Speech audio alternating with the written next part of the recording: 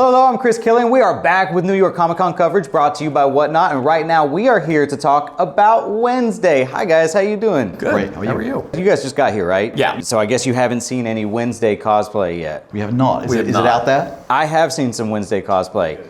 Yeah, I'm very excited. I also saw Cousin It. Oh yeah. Yeah, So so no Festus. I thought it was Lex Luthor, so I could have been. I just like, oh, Lex Luthor needs to sleep, but it was Fester.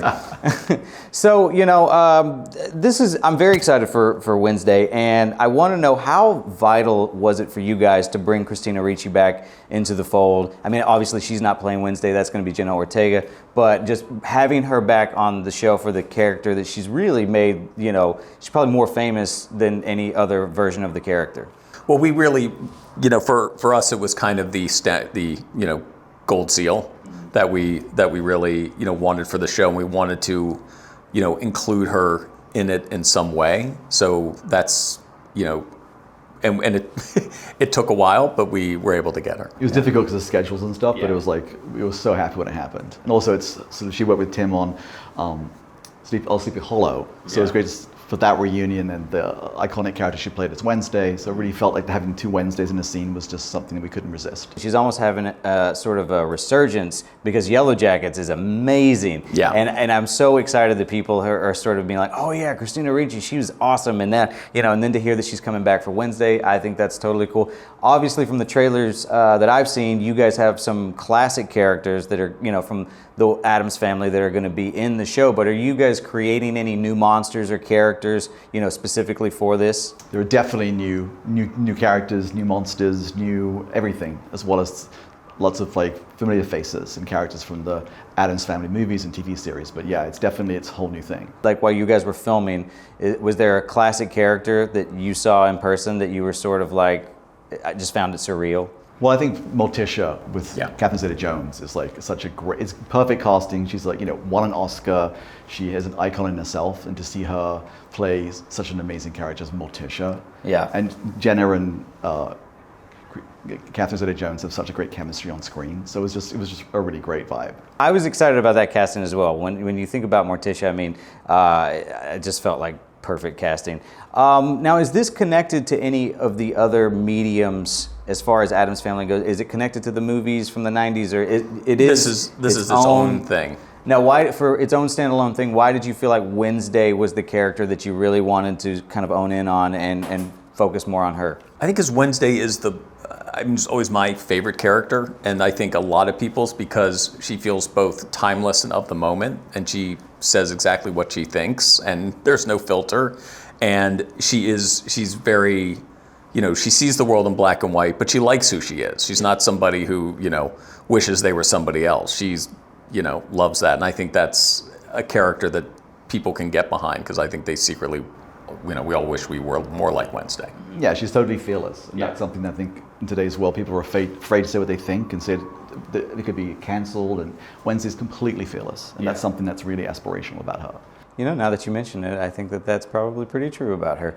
How much research goes into something like this, though? We've got almost a 60-year product here as far as the TV shows and the cartoons and the comic strips and movies and everything. Obviously you're modernizing it, but I imagine you also want to stay as faithful as you can to it. So, how daunting was that? How long did it take to dive into that research? It wasn't that exhaustive. I think for us, we were very familiar with the Addams Family, and definitely wanted to bring our own thing to it.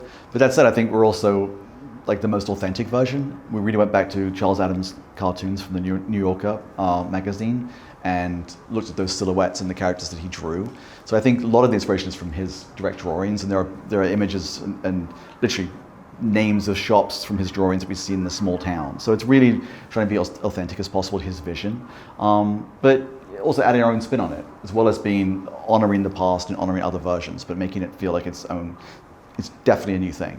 So what's the tone that you guys are trying to set for the show, as far as in the different versions we've had, there's been more kid-friendly versions of the Addams Family. We've got the cartoons, the movies were very macabre, but they didn't get too gory. What tone are you shooting for Wednesday? Well, I think the tone is Tim Burton, which says all sorts of things about what the show is. So it's funny, it's macabre, it's gory, it's spooky, it's creepy, it's weird, it's smart, it's funny.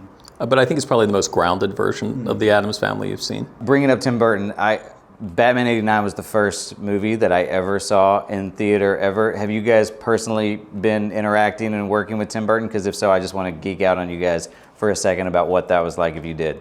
Oh yeah, yeah. No, it was. Yeah, we sent him the script during lockdown, and he read it, and we thought he'll like if we ever hear back, whatever. But at least we sent it. Like, if you don't ask, the answer's no. So, and then 4 days later, his agent called us and said, Tim really loves us. He wants to talk to you. And we thought, oh, they'll set up a Zoom or something. It's like, nope. They sent us Tim's number and said, call Tim. This is his phone. That's so cool. Yeah. And though it's been, I mean, he was on set, the whole time in Romania. That was like 8 months, 8 or almost 9 months. He was there the whole time? Yeah. Yeah, Wow. It was like the longest production he's ever done. Non-animated production. Yeah. That's incredible. Yeah. I can't even imagine. I imagine that you guys would be geeking out and. Yeah, it was like kind of a masterclass in filmmaking, but he actually is a very grounded person as well, and just the interaction with him was great in terms of working on the scripts and the look and everything. It was just a really great experience. What do you think the most valuable advice that you learned from Tim working on this would be? Keep it simple. I think we certainly had an expectation going in that he's like elaborate camera moves and sweeping shots, and that's really not it. It's really like very simple, very classic filmmaking, and he knows he's really a master. So just watching him work was really educational and rewarding and surprising as well. Well, this interview was educational as well. Thank you guys so much for taking the time to sit with me. And thank you guys for watching. Keep it on Comicbook.com for the rest of your New York Comic Con coverage.